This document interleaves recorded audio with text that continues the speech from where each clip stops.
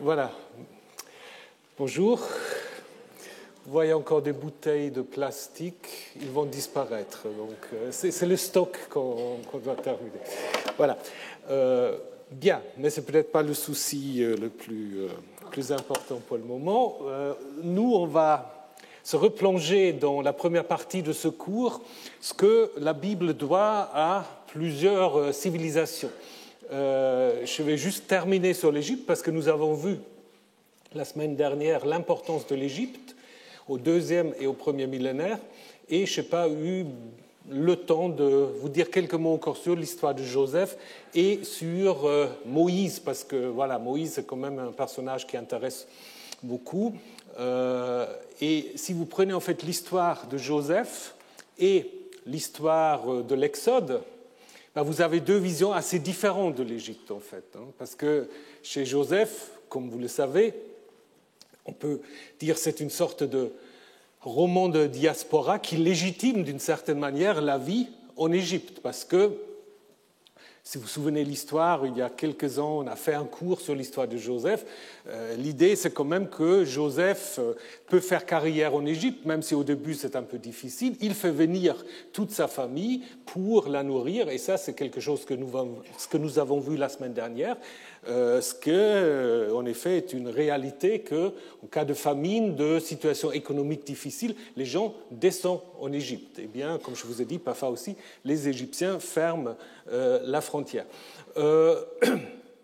Donc, c'est un texte, bon, évidemment, on peut toujours discuter à quel moment il a été écrit, mais je pense quand même que c'est un texte qui a été écrit sans doute à l'époque perse, où il y a une diaspora importante. Donc il y avait des Judéens et des Israélites dans le delta, et puis sur l'île d'Éléphantine. C'est justement à cause de cela que nous avons connaissance un peu de la manière de vivre de ces Judéens israélites. Il ne faudrait pas encore parler de Juifs à ce moment-là, d'autant plus parce que vous vous souvenez, ils avaient quand même un temple à Éléphantine qui n'était pas très cachère, où il y avait en effet à côté de Yahvé, Anat et troisième divinité, Echem Bethel. Ce qui est intéressant par rapport à l'histoire de Joseph, bon, il y a vraiment beaucoup de choses, mais là vous avez un autre exemple d'une reprise quasi littéraire d'un texte. Je vous ai montré la semaine dernière les parallèles très étroits entre la sagesse d'Amenhotep et une partie du livre des Proverbes. À l'intérieur de l'histoire de Joseph, il y a beaucoup d'allusions à l'Égypte, des noms, etc. Je ne vais pas aller dans le détail, mais juste vous rappeler qu'il y a ce fameux conte de deux frères dont je vous ai déjà parlé. Les deux frères, en fait, qui sont aussi des divinités, Anubis et Batu ou Bata, où il y a en effet une scène de séduction et de dénonciation de la femme qui n'arrive pas à ses buts. Donc aujourd'hui, ce n'est pas très politiquement correct ce qu'on a ici par rapport à la manière dont on présente la femme, parce que tout est la faute de la femme, évidemment, dans cette histoire. Donc dans l'histoire des deux frères, c'est la femme du frère aîné qui, en effet, veut coucher avec le jeune. Et c'est le même scénario que Joseph, parce que Joseph aussi va se trouver seul avec la femme de son maître. Et si vous regardez le texte de l'histoire des deux frères, c'est tout à fait comparable. Elle lui dit, viens, allons coucher. Et Bata dit, c'est pas possible. Tu es comme une mère pour moi et ton mari est comme un père pour moi. Est-ce que ce n'est pas un grand crime, le grand péché dont parle Joseph dans la Bible, ce que nous aurions fait si nous avons en effet fait cela? Et puis après, vous avez exactement la même stratégie, c'est-à-dire en fait la femme qui n'arrive pas à ses buts va en effet reprendre ses propositions en les mettant dans la bouche du jeune, en disant c'est lui qui voulait coucher avec moi et moi j'ai dû me défendre, etc. Donc c'est assez probable que l'auteur qui a inséré, parce que Genèse 39 c'est une insertion dans l'histoire de Joseph, C'est le seul texte où on parle de Yahvé et pas de Elohim, comme on le fait dans le reste de l'histoire de Joseph. Donc il est tout à fait possible que l'auteur ait connu cette histoire. Alors on pourrait dire, mais le conte des deux frères, on a un seul manuscrit de ce conte, qui date du XIIe siècle. Alors du coup, j'aurai l'air fin avec ma datation à l'époque perse, mais c'est difficile d'imaginer que l'histoire de Joseph aurait été écrite au XIIe siècle. Ce que nous avons, par contre, ça je le sais grâce à M. Grimal et grâce à un collègue de Berlin, nous avons des mentions de ce manuscrit dans des textes de l'époque grecque. Ça veut dire en effet que, malgré le fait qu'il n'y a qu'un seul manuscrit qui nous est parvenu, l'histoire était connue, transmise bien tout au long du premier millénaire avant notre ère. Donc nous pouvons en effet être assez confiants si nous affirmons que celui qui a écrit Genèse 39 s'est inspiré de ce conte de deux frères. Tout en laissant aussi une certaine ambiguïté, parce que, comme les rabbins l'ont déjà dit, si la femme arrive à attraper le vêtement de Joseph, et Joseph s'enfuit tout nu, comme après dans les évangiles, c'est qu'il était quand même très proche déjà de la femme. Mais bien ça, c'est une autre histoire. Nous n'allons pas aller dans ces détails-là. C'était juste pour vous montrer en effet que là, on a en effet une vision de l'Égypte aussi avec les dangers, mais dans l'ensemble, l'histoire de Joseph est en effet une référence identitaire pour la diaspora. Je vous rappelle simplement que Joseph devient vizir, chancelier du Pharaon. Il va épouser la fille d'un grand prêtre égyptien qui porte un nom théophore lié à la déesse Naït. Et selon l'histoire de Joseph, mais c'est le seul texte dans toute la Bible où on dit que deux des tribus, Éphraïm et Manassé, en fait, ils sont à moitié égyptiens. Trouvez ça nulle part. Si vous prenez les chroniques, etc., on ne va jamais vous dire que leur mère était une Égyptienne. Et puis, il y a aussi dans l'histoire de Joseph une théologie libérale, entre guillemets.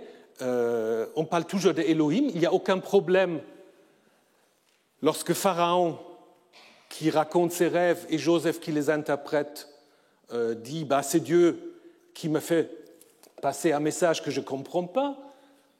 Joseph dit, c'est Dieu qui veut te faire savoir ceci et cela. Donc, il parle de Dieu sans qu'ils aient des problèmes de communication.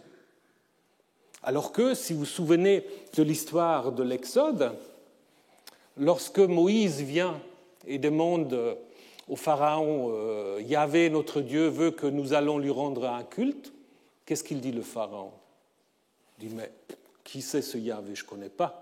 Jamais entendu parler, donc il n'y a pas acceptation théologique du Dieu des Hébreux. Et plus tard, justement, il sera dit au chapitre 12, Yahvé va en effet juger l'Égypte et toutes ses divinités. Donc là, il y a le choc des dieux, il y a le conflit, la confrontation, alors que dans l'histoire de Joseph, ça se passe très bien. D'ailleurs, si vous lisez attentivement l'histoire de Joseph, vous verrez que tout ce qui est dit par rapport à Dieu, et ça c'est très intéressant, c'est jamais le narrateur qui le dit, c'est toujours les personnages.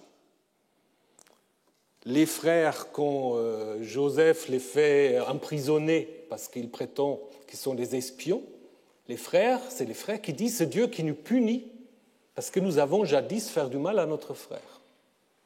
Et à la fin, lorsqu'il y a la réconciliation, Joseph va dire, vous avez voulu faire du mal, mais Dieu a voulu faire du bien. Mais c'est toujours dans la bouche des protagonistes. C'est jamais quelqu'un qui sait ce que Dieu veut. Donc vous pouvez faire confiance à Joseph, ou vous pouvez dire, c'est son interprétation de l'histoire. Donc vous pouvez lire l'histoire comme une histoire totalement profane. D'une manière, ça peut se comparer à l'histoire de Esther, seulement Esther, dans le texte hébreu, Dieu n'intervient même pas du tout. Mais voilà une manière très très différente d'imaginer la situation en Égypte si on compare avec l'Exode. Parce que dans l'Exode, qui est en effet le mythe fondateur de la Bible hébraïque, du Pentateuque, Dieu est omniprésent et le narrateur sait que Dieu entend les souffrances de son peuple, Dieu intervient, Dieu parle à Moïse, donc nous le savons par le narrateur. Alors que dans l'histoire de Joseph, pas du tout. Je ne vais pas maintenant m'étendre sur l'Exode, parce que vous connaissez bien, on a fait plusieurs cours un peu sur ces questions, vous connaissez les fondements possibles du mythe, des changements à partir du deuxième millénaire où l'Égypte se retire, on a parlé des Apirou, on a parlé des Chassous, donc tout ça, je laisse ça de côté pour dire juste encore quelques mots sur Moïse l'Égyptien. Parce que ça, c'est très intéressant aussi si nous nous intéressons aux relations entre l'Égypte et le Levant. Moïse, il a un problème d'identité. Est-ce qu'il est hébreu ou est-ce qu'il est égyptien?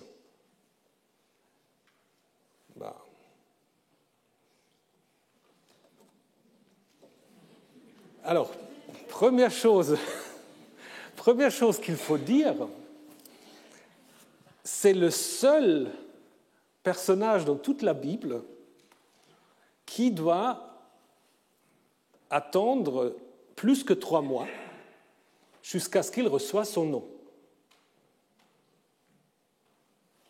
Parce que vous connaissez l'histoire.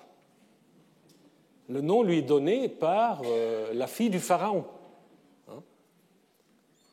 Donc, dans tous les autres récits de naissance, c'est tout de suite la mère ou le père qui donne un nom en lien avec la situation de la naissance ou en lien avec la situation de la personne qui donne le nom. Et Moïse, c'est le seul qui doit attendre 3 mois. Et la fille du Pharaon va en effet l'appeler Moïse en disant « c'est des eaux que je l'ai tirées ». Donc apparemment, elle sait l'hébreu. Donc c'est un jeu de mots avec la racine tirée, macha, mais qui devrait être plutôt celui qui tire, parce que la vocalisation est celle d'un participe. Donc en fait, on sait très bien, le narrateur sait très bien que Moïse, c'est un nom égyptien.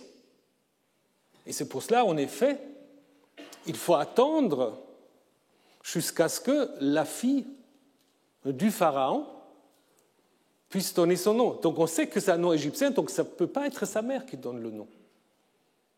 Donc ça veut dire que l'auteur de ce texte, il sait que Moïse est un nom égyptien.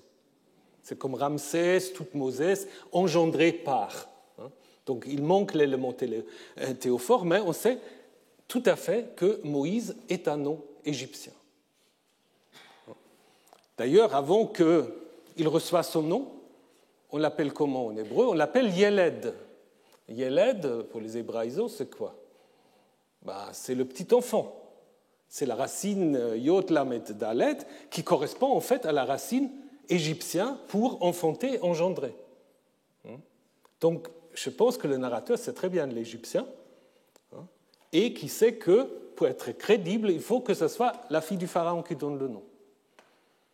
D'ailleurs, ça, on peut s'interroger de toutes sortes de manières.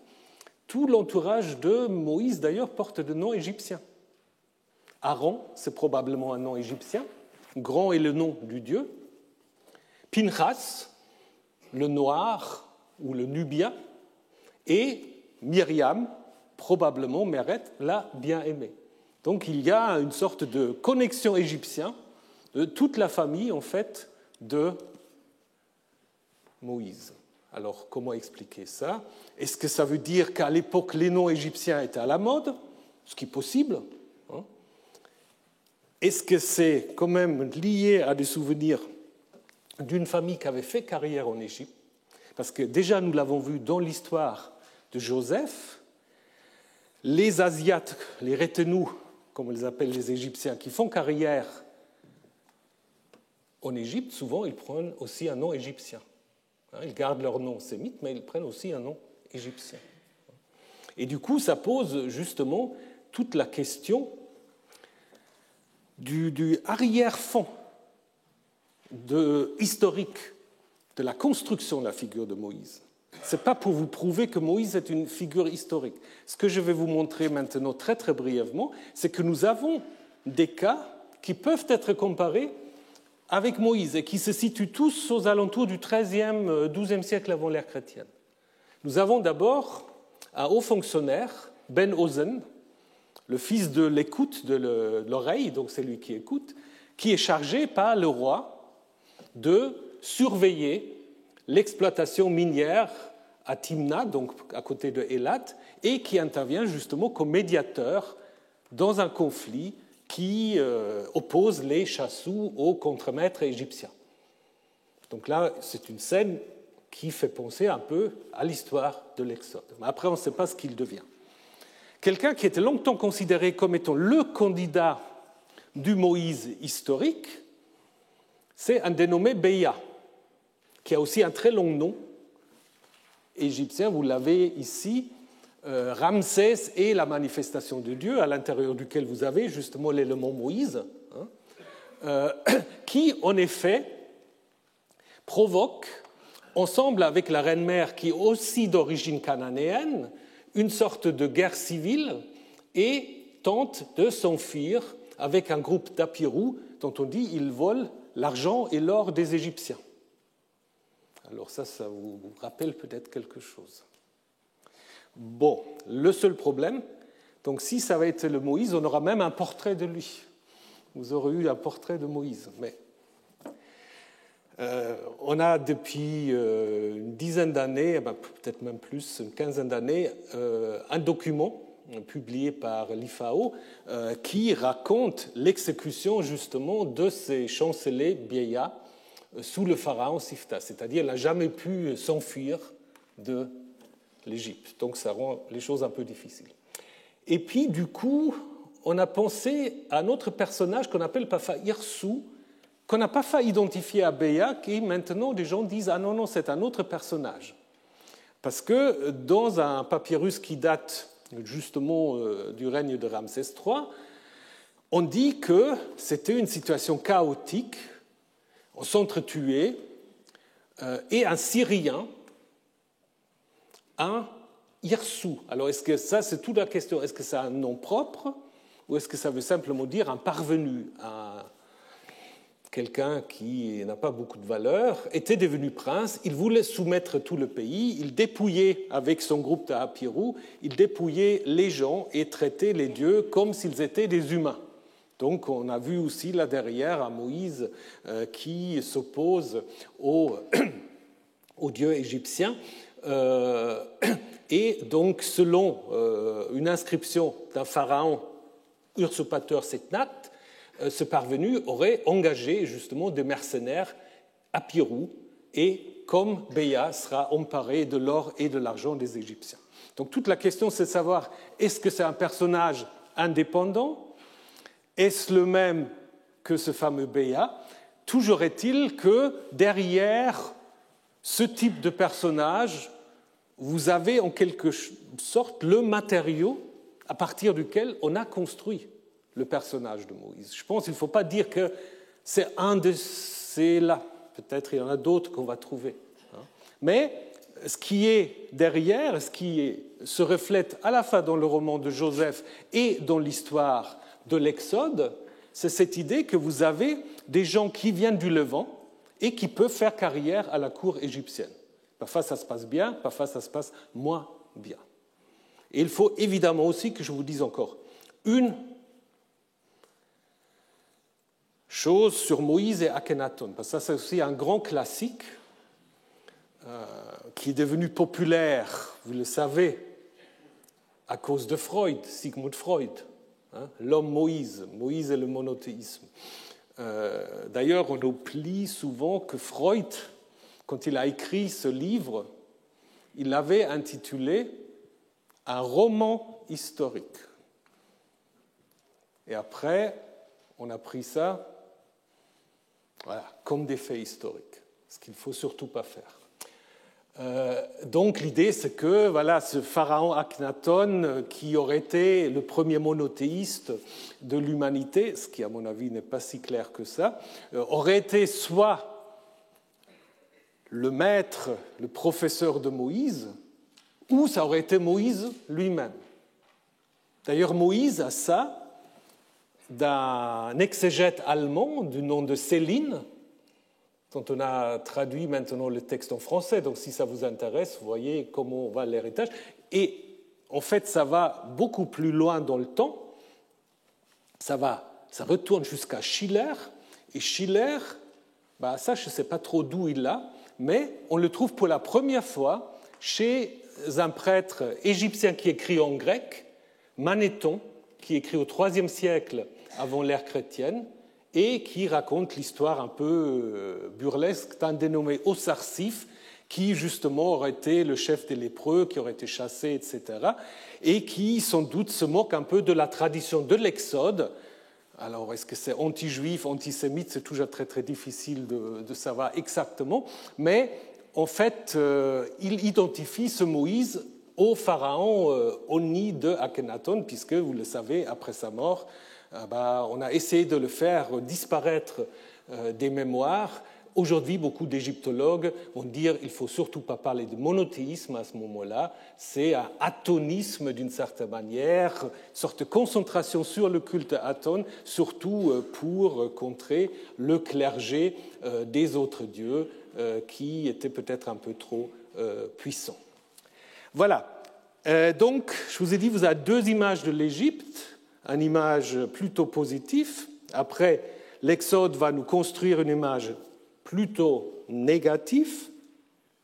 Mais vers la fin, vous avez des textes très, très étonnants. Donc, l'histoire de Joseph, nous en avons parlé, mais je voulais, pour finir ce parcours sur l'Égypte, vous présenter un oracle qui se trouve dans le livre d'Ésaïe, mais qui date du IVe, voire IIIe siècle avant l'ère chrétienne, probablement de l'époque grecque.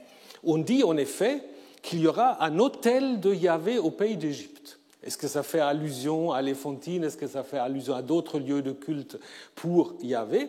Mais l'idée surtout, c'est vraiment une sorte de happy end, parce qu'en ce jour-là, la Syrie et l'Égypte, que les deux grands ennemis du peuple judéen israélite, vont en effet se réunir ensemble avec Israël, et puis on va dire à la fin, béni soit l'Égypte, mon peuple, donc c'est Yahvé qui appelle l'Égypte mon peuple, la Syrie l'œuvre de mes mains, et Israël mon patrimoine. Donc c'est quand même assez intéressant de retrouver à la fin du parcours aussi chronologique, une sorte donc de réhabilitation de l'Égypte, qui du coup n'est plus seulement le point d'où il faut sortir avec l'Exode, mais c'est aussi un point de retour, un symbole de réconciliation. Et évidemment, si vous pensez à l'importance que va prendre, à partir de l'époque hellénistique, la diaspora juive d'Alexandrie ou du delta égyptien, vous pouvez comprendre de tels oracles. Donc, ce n'est pas simplement la sortie d'Égypte quand on parle de l'Égypte dans la Bible hébraïque. Voilà. Maintenant, arrivons à ce qui devrait être le thème aujourd'hui. Après l'Égypte, on va passer au Levant et à la Mésopotamie. Alors, si on passe à la Mésopotamie, au Levant, il faut que je vous rappelle quelque chose que vous connaissez tous et toutes, c'est l'idée du croissant fertile. Ça, c'est très important, idée qui a été en effet inventée par un égyptologue au XIXe siècle, qui disait, en fait, quand on regarde les territoires fertiles, territoires d'eau ou de pluie, territoires aussi de communication, on voit une sorte de... Il faut avoir un peu d'imagination, mais vous avez une sorte de demi-lune quand même, une sorte de croissant qui va de l'Euphrate du Tigre, de l'Iran, l'Irak, jusqu'au Levant, voire jusqu'à l'Égypte. Et c'est vrai que sans ce croissant fertile, vous ne pouvez pas comprendre la Bible. C'est-à-dire, il ne faut pas se concentrer simplement au petit pays de Canaan. Beaucoup de choses qu'on trouve dans la Bible, ils sont venus, on l'a vu pour l'Égypte, mais ils sont aussi venus de l'autre côté, de la Mésopotamie. Et d'ailleurs, c'est très intéressant si vous regardez le parcours d'Abraham. Le parcours d'Abraham est très, très intéressant. Parce qu'Abraham, il va partir, ou sa famille va partir de Ur-Kasdim. Ensuite, ils vont faire tout le tour jusqu'à arriver à Haran, avant de descendre dans le Levant, pour passer d'abord à Shechem, à Sichem, dans le Negev, dans le sud. Il va même aller en Égypte, vous connaissez l'histoire, jusqu'à ce qu'ensuite il va s'installer à Hébron. Donc ça veut dire quoi? Ça veut dire en fait que Abraham est en quelque sorte la figure qui vous montre que toutes ces terres en fait sont liées. Abraham parcourt l'ensemble du croissant fertile. Ce n'est pas forcément l'Abraham historique, mais là où il s'arrête, c'est où, à l'époque perse, il y a des Judéens, des Israélites, des Juifs, donc aussi en haut de la Syrie, bien sûr dans le pays, et puis évidemment aussi en Égypte. Je vais commencer avec une petite frustration. Quand on regarde nos collègues assyrologues, peut-être il y a des gens qui suivent le cours du professeur Charpin, chaque fois ils vont faire une fouille n'importe où, ils ramassent des tablettes, des tablettes, des tablettes. Ils en ont tellement qu'ils n'arrivent pas à les éditer. Et nous, quand on part en fouille, on rêve de trouver un tout petit ostracon avec quelques lignes. On serait tellement heureux. Puis il y a beaucoup de fouilles, on ne trouve rien. Ou même si on trouve 2-3 lignes, on est déjà très, très heureux. Donc, ce n'est pas la même situation qui s'explique de deux manières. D'abord, il y a une différence de support écrit. À l'exception d'Ougarit, dont je vous parlerai dans un instant, on travaille plutôt avec du parchemin, du papyrus, qui ne se maintient pas très bien. Après 30-40 ans, surtout dans un contexte un peu humide, ça s'est fait, il faut réécrire.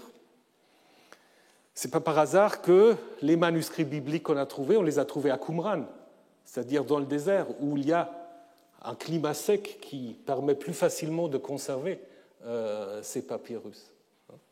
Donc, on a beaucoup moins de documents écrits, peut-être aussi parce que les sociétés, les royautés sont beaucoup plus modestes. Ils n'ont pas une infrastructure comparée à l'empire assyrien, babylonien et même des grandes cités-États. Je vous ai parlé dans un instant d'Ougarit. Donc, c'est une grande différence et nous avons, au niveau de ce qu'on appelle les inscriptions monumentales, on n'en a pas beaucoup. Dans le Levant, j'entends. Dans le Levant, on n'a pas grand-chose. Qu'est-ce qu'on a? Connaissez-le peut-être. Connaissez la stèle de Mesha. Heureusement, elle a la stèle de Mesha qui se trouve au Louvre, où vous avez la mention de Yahvé, mention de la maison d'Omri, etc. Mais c'est presque l'exception qui confirme la règle. Nous avons dans le tunnel de Siloué cette inscription des ouvriers, mais qui ne mentionne même pas le roi, qui raconte simplement comment, en fait, le perçage des deux côtés s'est fait. Et puis, si on veut chercher d'autres inscriptions monumentales, il faut aller déjà à la frontière avec la Mésopotamie. Je me donne juste deux exemples qui sont les plus grands, les plus importants. D'abord, les stèles de Sphirée, qui en fait ont été trouvées à quelques kilomètres d'Alap et qui contiennent en fait des traités entre des rois araméens, Mathiel de Arpad et à Bargaya, dont on ne sait pas très bien d'où il vient. Ces traités sont très très proches déjà des traités assyriens. Ça commence avec une introduction, on appelle des dieux à être témoins, des malédictions toujours très importantes, par exemple que pendant 7 ans vous dévore les sauterelles, que 7 ans on dévore les vers, etc., au cas où quelqu'un ne voudrait pas respecter le traité. Puis il y a des rituels qui sont intéressants aussi pour le bibliste, parce qu'on y lit de même qu'est découpé ce veau, qu'ainsi soit découpé Mathiel, donc un des signataires, s'il ne respecte pas le traité. Ça vous fait penser à quoi? Ça vous fait penser à l'histoire, si ça ne vous fait pas penser, vous allez lire ce soir, ça vous fait penser à l'histoire de Genèse, livre de Genèse, chapitre 15, où c'est Abraham qui doit découper toutes sortes d'animaux pour que Yahvé puisse passer à travers ces parties. C'est-à-dire c'est Yahvé lui-même qui s'automaudit au cas où il ne respectera pas le traité. Mais là, on a en effet un exemple de ce rituel de découpage d'animaux, et probablement l'idée qu'on passe à travers ces parties, et puis à la fin, appel à la loyauté. Donc la question, nous sommes là au 8e, 7e siècle, la question c'est, et ce n'est pas très facile de savoir, est-ce que c'est une sorte de tradition de traité mésopotamien général, ou est-ce que, comme le Deutéronome, est-ce que ces traités-là sont déjà inspirés, d'une certaine manière, des traités assyriens? Très difficile de savoir. Mais ce que nous avons, voilà, du côté du Levant à la frontière, et de manière un peu similaire, cette grande statue royale de Tel Fecherei, qui se trouve donc sur la Habour, pas loin de Gouzana et Sikanou, ici. Donc, de nous voyez, on est un peu à la frontière entre le Levant et la Mésopotamie. C'est une statue bilingue, en akkadien et en araméen, statue d'un roi qui, en effet, la dédie à son dieu protecteur, qui est donc le dieu Hadad de Sikan. Donc à proximité, on a trouvé la statue, et qui en effet reflète une idéologie royale assez comparable à ce que nous avons dans la Bible. Donc vous connaissez toute l'histoire lorsque Dieu demande à Salomon « Qu'est-ce que tu veux ?» Et Salomon dit « Mais je ne veux pas ce qu'on dit habituellement, c'est-à-dire un long règne, une longue vie, beaucoup de descendance, etc. » Et c'est exactement ça ce que ce roi souhaite. Il souhaite longue vie, long règne, protection de la dynastie, de sa descendance et du peuple. Donc là, nous avons quelque chose qui est assez comparable à l'idéologie royale dans les textes bibliques. D'ailleurs, je vous signale que Gouzanou, donc je vous ai montré, est mentionné dans la Bible au moment où les Assyriens prennent le royaume d'Israël et font des déportations. Et donc, apparemment, dans cet endroit-là, pas trop loin de Haran non plus, on va déporter des anciens habitants du royaume d'Israël. Donc là, nous avons des textes souvent très proches dans le temps des premiers textes bibliques. 9e, 8e, 7e siècle, ce que nous avons vu. Maintenant, je voudrais quand même vous confronter avec un énigme. Je vais vous parler d'Ougarit. D'Ougarit, vous avez déjà entendu parler. Plus, il y a toute une tradition française des fouilles, de la découverte même du site, même si actuellement, évidemment, la situation que vous connaissez n'est pas très en faveur de la continuité des fouilles, donc on ne sait pas très bien ce qui va se passer sur ce site, alors que le site n'est fouillé qu'à 30-40%. Donc Ougarit, vous voyez, en face de Chypre. Donc vous voyez Chypre, là où monte un peu le doigt de Chypre, vous arrivez à Ougarit. Mais ce qui est surtout intéressant pour notre propos, dès qu'on a commencé à publier les premiers textes, là, Ougarit, justement, on a trouvé beaucoup de textes. Alors pourquoi ? Justement, ils étaient sur l'argile. Écrits dans une langue alphabétique, il y a aussi l'akkadien, etc., mais sur l'argile. Ce qui fait que ils se sont mieux conservés. Je crois jusqu'à aujourd'hui, c'est le meilleur moyen de stockage de données. Parce que vos clés USB, vous ne savez pas jusqu'à quand ça va durer. Là, on a des tablettes qui datent quand même de 4000, 5000 ans. Bon, capacité de stockage limitée, je vous l'accorde. Mais quand même, on les a. Et dès qu'on l'a publié, on était très, très intrigués parce qu'il il y a quand même beaucoup de textes qui font penser à la Bible. L'année dernière, il y avait le professeur Nir qui nous a fait des cours sur Ugarit. Il a parlé aussi du cycle de Kirtu ou Keret, on disait avant, qui n'a pas de descendance, avec des ressemblances quand même un peu à l'histoire des patriarches, notamment à l'histoire d'Abraham.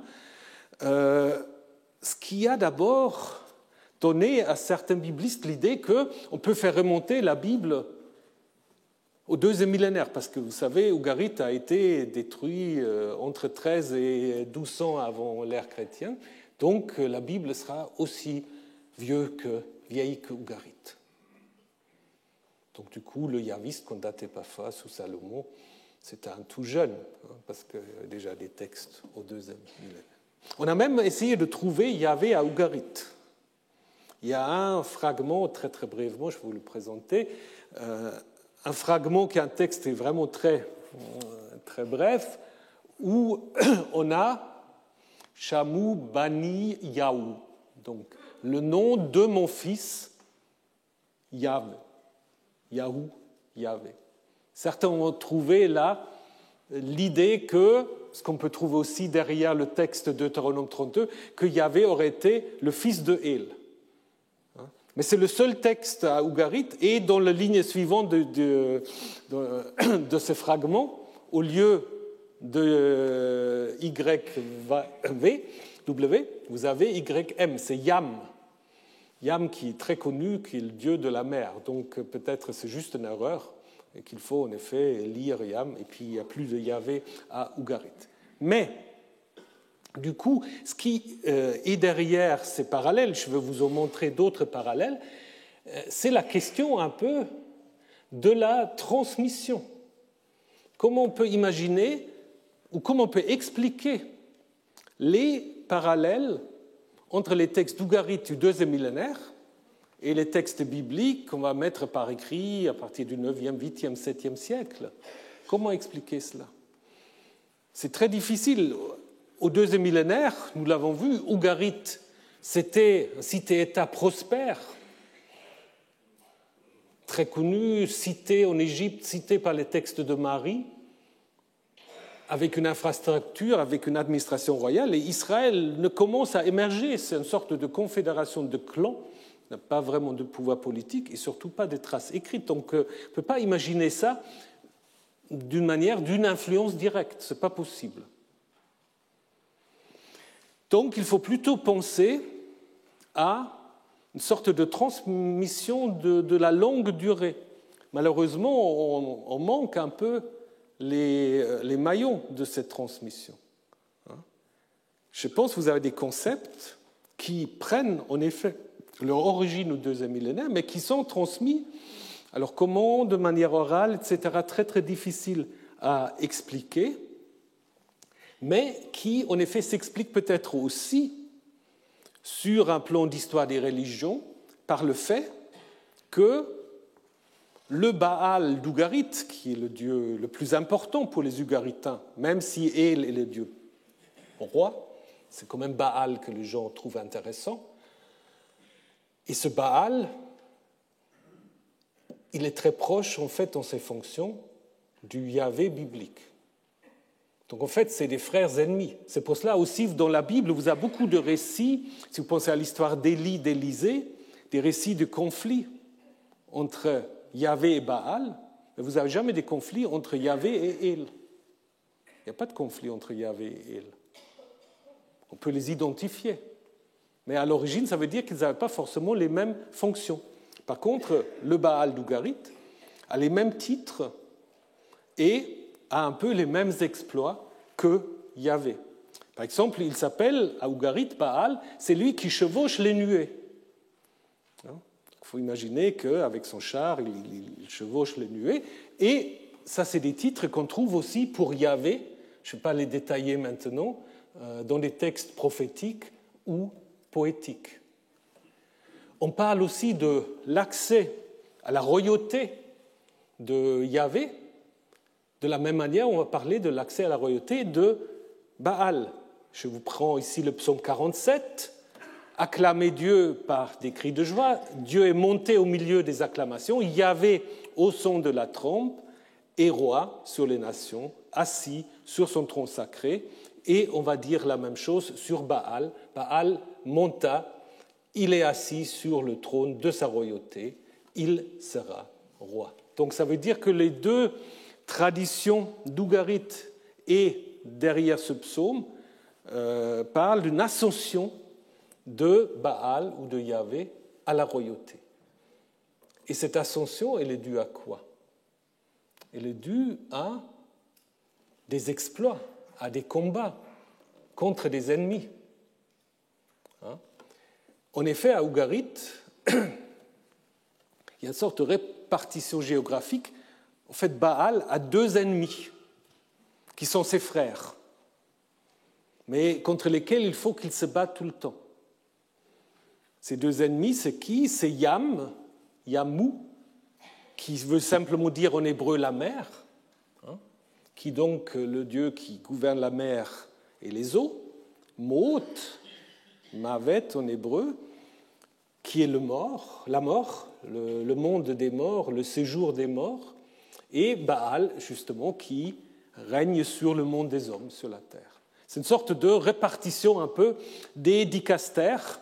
Baal devient certes le plus important, mais les frères sont toujours là, et il faut toujours un peu les dompter.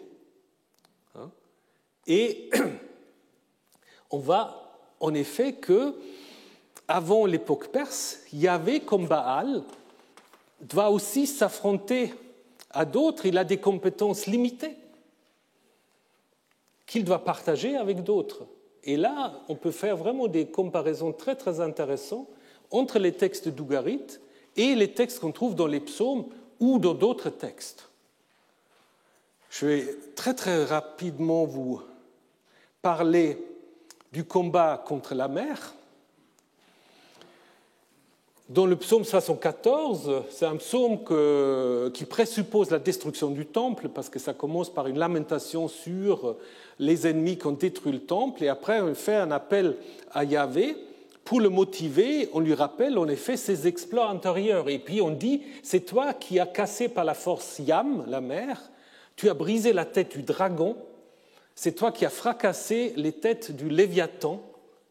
Et de la même manière, en Ésaïe 27, ce jour-là, donc là on va le prendre comme une prédiction, ce jour-là, Yahvé va intervenir contre Léviathan, Léviathan qu'on va appeler le serpent tortueux, le dragon. Et ces mots-là, donc si vous prenez les racines sémitiques, vous les avez tous à Ougarit. En effet, Baal va dire, est-ce que je n'ai pas abattu Yam? N'ai-je pas achevé le fleuve? Eh bien, je vais de nouveau museler le dragon et j'ai abattu le serpent tortueux, l'étirant à ses têtes. C'est exactement la même chose. C'est-à-dire, avant que Baal obtient son palais, il doit affronter Yam avec toute son armée. Et c'est exactement ce que vous avez derrière le psaume 74. J'aurais pu aussi encore vous citer le psaume 89, parce que c'est exactement la même chose. Donc là, vous avez en fait un reflet d'un combat de Yahvé contre Yam, exactement de la même manière que vous l'avez à Ougarit. En ce qui concerne la mort, Mot, c'est un peu la même chose. À Ougarit, Mot, c'est la personnification de la mort. Il n'apparaît dans aucune liste de sacrifices, peut-être parce qu'on ne voulait pas lui en donner, ou parce que ça reste un peu une question, donc pourquoi on ne lui sacrifie pas. Nergal, qui est un dieu mésopotamien de la mort, de la peste, on lui donne des sacrifices, Mot, apparemment pas. Il est appelé le fort, Chazarou, comme Az en hébreu, et c'est intéressant parce que si vous pensez au cantique des cantiques, on dit justement fort comme mort et amour. Ça veut pas dire que l'amour est plus fort, il est aussi fort que mort. Et ce qui est intéressant pour les hébraïsants, c'est que vous avez là une sorte d'opposition, et les massorètes l'ont vocalisé comme si c'était l'article, mais on pourra aussi simplement imaginer que derrière, vous avez encore un nom propre, hein, fort comme la mort, ou fort comme mort et l'amour. Vous connaissez peut-être ce mythe ougaritique où, en effet, Baal doit descendre dans la gueule de Moth, hein, du dieu de la mort, comme dans la Bible, on doit descendre dans Sheol, dans la fosse, exactement de la même manière. Donc, et la disparition de Baal, on comprend très bien l'idée, lorsque Baal va descendre aux enfers, chez son frère, qu'est-ce qui se passe sur la terre? C'est la sécheresse. Il n'y a plus rien qui se passe. On ne fait plus l'amour, il n'y a plus rien à manger, plus rien à boire, il n'y a plus de pluie. Et c'est grâce à Anat qui va détruire la mort pour que Baal puisse revenir à la vie, reprendre son combat en affirmant sa royauté. Donc nous n'avons pas directement dans la Bible une sorte de combat. Néanmoins, vous avez dans certains textes une affirmation de l'autonomie de la mort. L'autonomie de la mort, puisque Yahvé apparemment ne peut pas y intervenir dans Sheol. Vous avez Mavet et Sheol, Sheol aussi sans article, lieu de la mort. Donc, si vous prenez le psaume 89, quel homme fort vivra sans voir Mavet, sans voir la mort ou mort, et qui échappera de la main de Sheol, de nouveau sans article. Et il y a en effet des textes qui montrent la puissance de cette mort, parce qu'en Ésaïe 28, on voit des gens qui, au moment du siège de Jérusalem, peut-être, par les Assyriens, ont fait une alliance avec la mort. Donc le prophète les critique et dit « Écoutez donc la parole de Yahvé, vous qui dites « Nous avons conclu une alliance avec mort, nous avons fait un pacte avec Sheol. » De nouveau mort sans article. Donc apparemment, imaginez que ce Mavet peut être aussi fort si ce n'est pas plus fort que Yahvé. Et vous avez des textes dans les psaumes qui s'adressent à Yahvé peut-être au moment où on est malade. On dit, mais ne me laisse pas mourir. Parce que si je suis dans Sheol, je ne peux plus te louer. Chez la mort, il n'y a pas de commémoration de toi. Donc ça veut dire, si je suis dans le domaine de la mort, je ne peux pas te louer. C'est-à-dire, là, je dois obéir en fait à notre divinité. Donc vous voyez que jusqu'au 7e siècle, peut-être 8e, 7e siècle, Yahvé avait comme Baal son domaine, et puis à côté, il y avait Yam et il y avait Mavet. Et c'est seulement à partir de l'époque perse, au moment où on passe vers ce qu'on appelle le monothéisme, où on va dire en effet que c'est Yahvé qui fait mourir et qui fait vivre, qui fait descendre vers Sheol et qui fait remonter. Et ça, c'est une révolution. Là, du coup, on va dire que Yahvé a englouti la mort pour toujours, ce qui est presque une sorte de reprise à l'inverse de ce qu'on trouve à Ougarit. Parce qu'en Ougarit, c'est mort qui engloutit Baal. Et là, on va dire c'est Yahvé qui engloutit la mort pour toujours. Il n'y a pas, comme je vous ai dit, de récit où Yahvé doit descendre dans le domaine de mort, mais plus tard, donc vous voyez que, en fait, les mythes, ils ont une vie très longue. Parce que plus tard, dans le Nouveau Testament et surtout après dans les apocryphes chrétiens, qu'est-ce qu'on va avoir? On va avoir Jésus, lorsqu'il meurt, il descend chez les morts. On va dire, il a prêché aux esprits, aux enfers. Donc, au lieu de Baal, maintenant, c'est Jésus qui va visiter les enfers pour évidemment y revenir comme jadis Baal. Donc vous voyez que vous avez dans les textes d'Ougarit, en fait, certains schémas qu'on va retrouver dans les textes bibliques. Et il faut évidemment maintenant que je vous parle très très brièvement de nouveau, en parlant du croissant fertile, de Gilgamesh. À Gilgamesh, sans Gilgamesh, il n'y aura pas de Bible non plus. Je vous ai déjà dit ça pour la série, mais pour Gilgamesh, c'est vrai aussi. C'est l'Homère de la Mésopotamie. Vous avez dans ces deux schémas, dans ces deux plans, vous avez en fait des petites étoiles, je ne sais pas si vous arrivez bien à les voir. Tout cela, c'est en fait, on a trouvé des fragments de l'épopée de Gilgamesh. Et ça fait plus ou moins le Levant, mais il y en a aussi là-bas.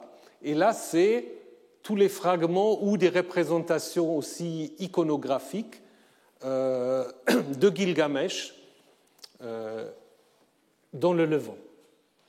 Donc c'est impossible, à mon avis, d'imaginer que les auteurs bibliques n'auraient pas eu connaissance de Gilgamesh. Je pense que c'est juste pas possible.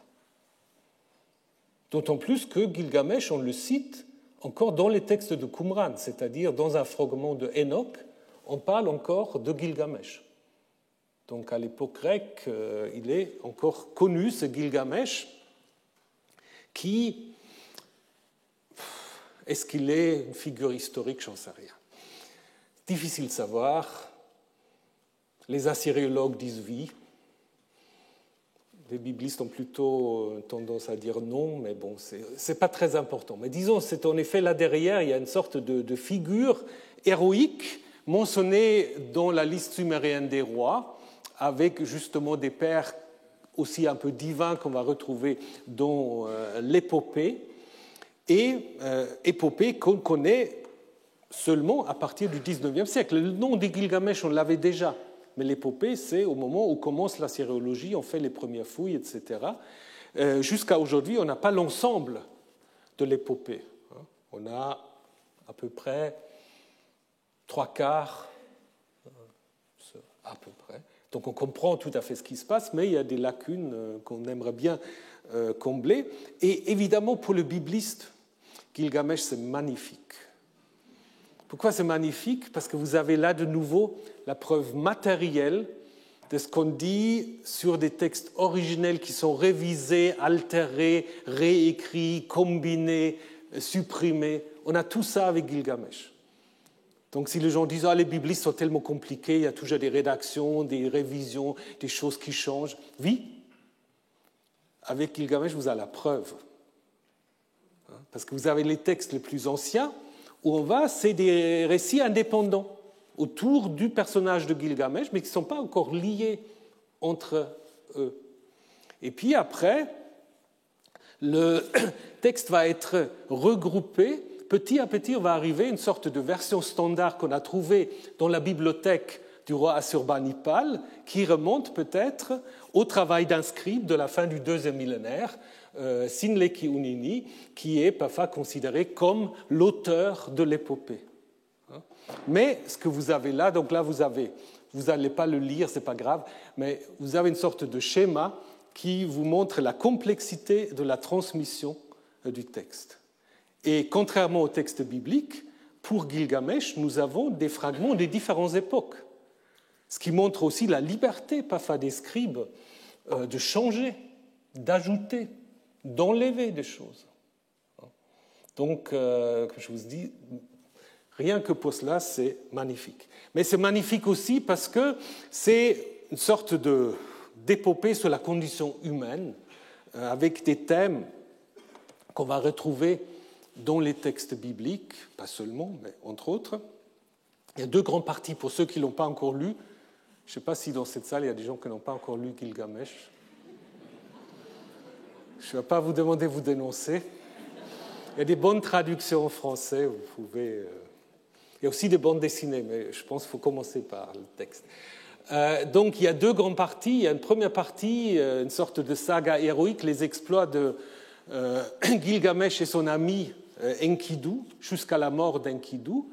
Et cette mort d'Enkidu va en fait ouvrir la deuxième grande partie, qui est une quête de quoi? Une quête de trouver, une quête qui continue jusqu'à aujourd'hui, trouver un remède contre la mort. Ouais. Je pense, peut-être c'est bien qu'on n'a pas trouvé, mais bon, ça c'est une autre question. Et donc, il y a beaucoup de... Je vous montre juste quelques éléments où on peut faire des liens avec le récit biblique. D'abord, la création même de Enkidu. Donc, à l'origine de l'épopée, Gilgamesh est un roi, le roi d'Uruk, qui est un peu sauvage, qui embête en quelque sorte les habitants de Uruk parce que, semble-t-il, a un appétit sexuel un peu démesuré, et puis il prend les filles, il prend les garçons, et puis les habitants se plaignent auprès des dieux, et en disant il faut créer un vis-à-vis à Gilgamesh. Et les dieux vont en effet créer quelqu'un comme lui, à son image, traduit tournée. La mère qui va interpréter des rêves de Gilgamesh va aussi dire que c'est lui qui viendra, ce sera ton vis-à-vis. Donc ça fait quand même penser un peu à des histoires au début de la création du premier homme et de sa question du vis-à-vis. Mais cet Enkidu qui est créé vit d'abord avec les animaux. Il n'est pas civilisé. En fait, il est plus du côté du stade animalier que du stade humain. Et comment devient-il humain? Après avoir l'amour avec une prostituée pendant 7 jours et 7 nuits. Pas mal comme exploit. Mais c'est à ce moment-là, les animaux s'éloignent de lui. Et apparemment, Enkidu passe plutôt du côté des dieux. Puisque la fille va lui dire « Tu es bon ou tu es beau, Enkidu, tu es devenu comme un dieu. » Ça vous fait peut-être penser un peu qu'est-ce qui se passe dans le jardin. Une fois qu'ils ont compris qu'ils ont une différence sexuelle, Dieu a peur qu'ils deviennent comme des dieux. C'est un peu comme ici.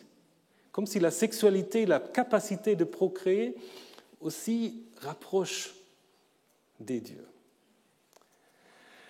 Et puis, évidemment, il y a tout l'exploit du couple Gilgamesh et Enkidu qu'on peut comparer d'une certaine manière au personnage de David et Jonathan. Parce que c'est une histoire très érotisée. Est-ce que c'est l'amitié, est-ce que c'est l'amour? Très, très compliqué. Mais dans les deux cas, c'est une relation tellement exclusive, tellement forte, que les protagonistes rejettent des avances ou rejettent des loyautés qu'ils ne devraient pas rejeter. Jonathan se met contre son propre père pour sauver David. Gilgamesh va rejeter les avances d'une déesse qui veut l'épouser. Donc il y a en effet une sorte d'amitié qui est plus forte que toutes les loyautés, que toutes les règles sociaux qui sont transgressées en faveur de cette amitié. Et les deux protagonistes, Jonathan et Enkidu, vont mourir, qui vont en effet inspirer des élégies de Gilgamesh et de David qui sont très très proches. Donc, je pense qu'on peut imaginer que l'histoire de David et Jonathan, c'est quelqu'un qui voulait faire en fait de David un héros aussi important que Gilgamesh, qui s'est inspiré en fait aussi de cette épopée. Alors la deuxième partie, vous savez, la deuxième partie va amener Gilgamesh dans sa quête de l'immortalité, ou plutôt du remède contre la mort. Il va l'amener où? Jusqu'au fond, jusqu'au bout du monde où personne ne peut aller. Donc là où séjourne Utnapishtim. Utnapishtim, c'est lui qui a échappé en fait au déluge. Et donc les dieux lui ont donné l'immortalité. C'est le seul humain qui a obtenu l'immortalité avec sa femme. Parce que tout seul immortel, c'est peut-être pas très bien. Et puis, avant qu'il entame cette quête, il va rencontrer sur la plage ici, la plage de Siduri, une femme un peu mystérieuse. Il y a un bistrot au bout du monde, donc c'est une taverne. Il n'y a pas beaucoup de clients, mais bon. Et Siduri, certains disent, c'est une manifestation de la déesse Ishtar. C'est possible, mais peu importe. Elle va lui donner en fait un conseil. Gilgamesh, pourquoi erres-tu? Tu ne trouveras pas la vie que tu cherches. Lorsque les dieux ont créé l'humanité, ils ont attribué la mort à l'humanité, la vie, ils l'ont gardée pour eux. Conséquence, Gilgamesh, que ton ventre soit rempli, réjouis-toi jour et nuit, que tes vêtements soient purs, je lis que ce qui est en rouge, que ta tête soit lavée, purifiée par l'eau, qu'une femme se réjouisse dans ton sein, car tel est le destin de l'humanité. Ça vous rappelle quelque chose. Vous avez le même conseil dans l'Ecclésiaste, dans les livres de Qoéleth. Exactement la même chose. Mange ton pain avec joie, le cœur content, que tes vêtements soient blancs, que l'huile ne manque pas sur ta tête, jouis de la vie avec la femme que tu aimes, car c'est ta part dans la vie et dans le travail que tu fais sous le soleil. Ce qu'on appelle parfois le carpe diem, on n'arrive pas trop à comprendre à quoi tout sert, mais il faut profiter de l'instant. Et ça, vous l'avez déjà dans Gilgamesh, et l'auteur du Qoéleth l'a repris au IIIe siècle. Je crois que l'auteur du Qoéleth était un connaisseur assez précis de l'histoire de Gilgamesh, puisque lorsque Gilgamesh arrive chez Utnapishtim, qui est censé lui donner la raison ou la manière dont on peut obtenir la vie éternelle, il lui dit d'abord, écoute, la mort c'est une faucheuse, mais il y a un temps pour tout. Il y a un temps pour que nous construisions une maison, il y a un temps que pour nous fondions une famille, il y a un temps pour que règne la haine dans le pays. Ça vous rappelle aussi Qoéleth. Il y a un temps pour tout, pour chaque chose sur le ciel, un temps pour mettre au monde, un temps pour bâtir, un temps pour détester, et ainsi de suite. Donc ça veut dire que encore à l'époque de Qoéleth, Gilgamesh est connu et cité. Et donc, pour terminer avec Gilgamesh, de nouveau un lien très fort avec la Bible. Comment ça se passe après? Bon, finalement, donc Utnapishtim ne veut rien lui dire, et c'est sa femme qui dit, mais dis-lui quand même, il y a une chose qui est un secret des dieux, il y a une sorte de plant, une plante qui se trouve au fond de la mer, et si on a trouvé cette plante, peut-être on aura la vie éternelle, ou un remède contre la vie. Ce que, en effet, Gilgamesh il va se mettre des pierres pour en fait plonger au fond de l'océan. Il va attraper la plante, mais ensuite, Gilgamesh c'est un scientifique. Il va dire, je vais l'amener chez moi, je vais le donner à un vieux, et on va voir ce qui se passe. Donc il ne la mange pas tout de suite. Donc, mais du coup, ça c'est la faute, disons la faute, l'erreur. Parce que, évidemment, au moment où il prend un bain, il se repose, et pendant ce temps-là, un serpent flaira le doigt de la plante. Il emporta la plante, alors qu'il repartait, il avait déjà rejeté sa mue. Donc ça, c'est quelque chose, en effet, qui explique pourquoi les serpents muent, mais aussi pourquoi le serpent est un symbole de l'immortalité, parce qu'il peut changer sa peau tout le temps. Pour les anciens, c'était un animal qui peut vivre pour toujours. Et donc vous comprenez maintenant, il ne faut pas penser au diable, vous comprenez maintenant pourquoi en Genèse 3, il y a le serpent. Donc vous avez derrière Gilgamesh plein de thèmes qui reviennent dans la Bible autour de la vie, la mort, le bonheur, la sexualité, avec parfois des expressions très très proches de ce que nous pouvons trouver dans l'épopée de Gilgamesh. Alors, il nous faut encore parler la semaine prochaine sur les traditions législatives, sur la Stèle Hammurabi, qui est très important, et puis aussi des grands récits de création, Enuma Elish, Atrahasis. Je vais le faire aussi brièvement que possible pour qu'on puisse parler, bien sûr, aussi des Perses et des Grecs, parce que c'est d'autres apports très importants à la civilisation. Donc, j'avais prévu, je vous le dis juste en passant, on n'a heureusement pas fait trop de publicité, je voulais inviter lundi le professeur Schröter de Berlin pour qu'il nous parle un peu de la naissance du Nouveau Testament, mais pour des circonstances que je n'ai pas besoin de vous détailler, cette conférence est pour le moment supprimée. J'espère qu'elle pourra se faire très bientôt. Voilà. En attendant, pour le moment, rien n'est supprimé ici, donc on se retrouve, j'espère, jeudi prochain.